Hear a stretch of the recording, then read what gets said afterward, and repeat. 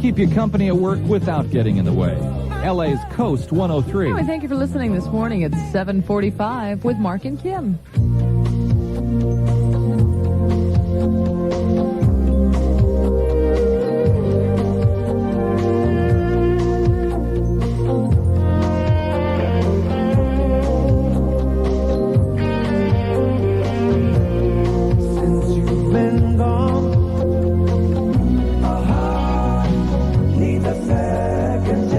KOST 103.38 special and second chance. It's 7:50 now, 10 minutes away from 8 o'clock. You're listening to the Mark and Kim Show with Mark Wallengren. And Kim Amadon, and don't forget that today is $1,000 Thursday. You want to be listening for Everything She Wants by Wham. Now, that is our first $1,000 Thursday song. Of course, we play 5 different $1,000 Thursday songs between 7 in the morning and 8 o'clock at night. So our first song, Everything She Wants by Wham. As soon as you hear it, you'll be the 20th caller on our coastlines. And you'll win $1,000 in cash. We'll have 5 different $1,000 Thursday songs for you today, so keep listening. Now, we might as well give you our coastlines while we've got your attention for our $1,000 Thursday contest and all our request and contest kind of stuff.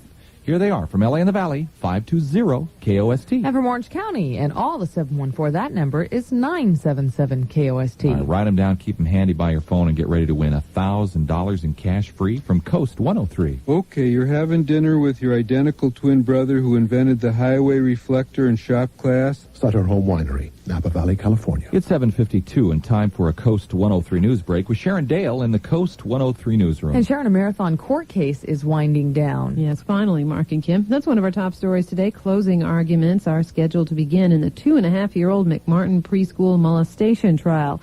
It was once one of the biggest cases of its type in the U.S., but now just Raymond Bucky and his mother are facing charges of sexually assaulting children at the now closed preschool. Martin Sheen will be joining his son, Emilio Estevez, and about 100 homeless runners in the event. Thanks a lot, Sharon.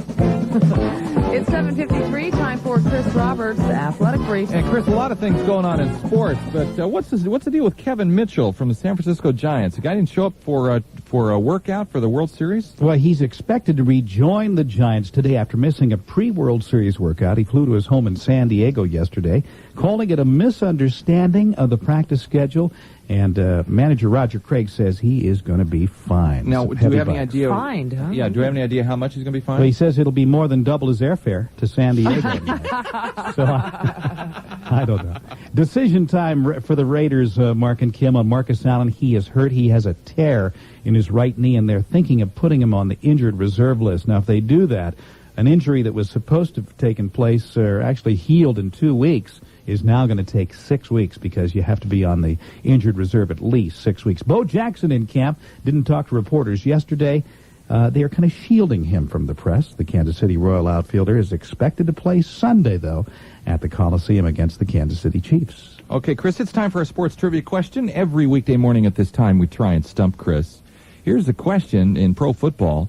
Who holds the NFL record for the most career fumbles? A record he's very proud of. And you know, He doesn't talk about it much. I'll tell you what, he's a great quarterback, and I know this because he was one of my favorite quarterbacks at San Diego with the Chargers, Dan Fouts. And I think it was right? 106. 106 fumbles from 1973 to 1987. Yep. That's about 7 fumbles a season. Yeah, So. remember, he played with a few lines that didn't protect him very well. So he was getting hit from the blind side and losing balls. And Blame it on everybody but him. Huh? Dan Okay. Fouts. On KOST 103, Chris Roberts, Athletic Briefs. All right.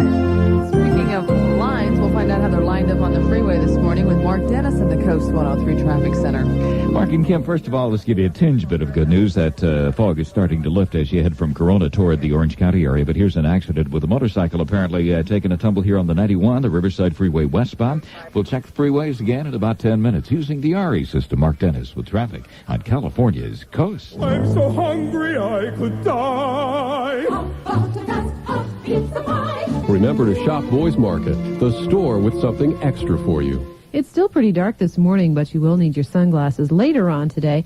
Our weather outlook for LA and Orange County calls for the low clouds and dense fog to hang around until about 9 o'clock this morning, and then it will become mostly sunny today. We have a high near 78, reaching about 85 in the valleys. We can expect more low clouds and fog tonight, then becoming sunny and cooler tomorrow with a high near 75. Currently, Santa Fe Springs has 60. Mission Viejo in Orange County reports 63. And it's 60 degrees along the coast. All right, thank you, Sharon. The time is 7:58, and coming up within the next 10 minutes, Jean Wolf in with her Hollywood report and the latest gossip going on around the city. Right now, here's Smokey Robinson on LA's Coast 103. Just to see her, just to touch her. If I could only see her again. Good morning to you. It's 8 o'clock with Mark and Kim on Coast 103. Where our first $1,000 Thursday song is Everything She Wants by Wham. Just be the 20th caller on the coastlines when it first begins to play, and you'll win $1,000 in cash. Los Angeles.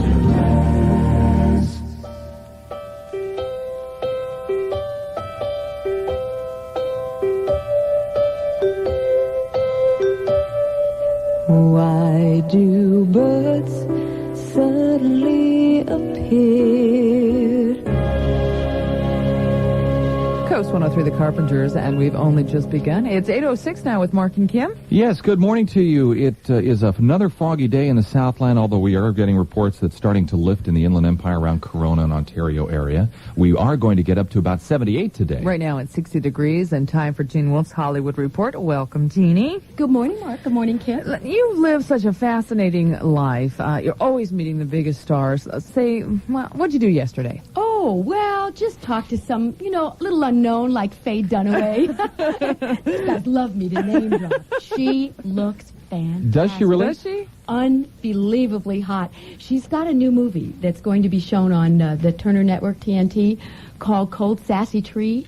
And she's wonderful in this movie. She developed it herself. And it's a real sweet story. She wears long dresses, turn of the century, and is she sizzling with Richard Widmark. But what was interesting? She said that this part was the closest to her since Bonnie and Clyde. Now, I've got to ask you. It's a good thing it's not Barfly that was the closest to her, because I'm telling you, that was one movie. That was very strange. Barfly was really a calculated move on her part. She thought, well, it's time to de-glamorize, change people's perception, and more important... She did it. Yeah, well, she was in England for a long time. She was getting a divorce. She knew she had to come back, and she just was like announcing to the world, I'm going to work. I'm back. Yeah. Well, also, I think she kind of got a bad rap for Mommy Dearest. Now, as I recall, she got an Oscar nomination for that movie, but for some reason, because it was about Joan Crawford and the book, but Hollywood doesn't really like to talk about the bad things in Hollywood. I think that's part of it. She also sort of feels that maybe she played the part too well, and she became really closely identified with it. So people thought she was this tough broad instead of thinking she was a good actress. And I think she knows what the rest of us know, that it turned into kind of a cartoony character. Yeah. So it wasn't just that it was critical of Joan Crawford, it wasn't good. I may be all alone, but I thought that movie was great. I thought she played Joan Crawford. Yeah. She was wonderful. Speaking of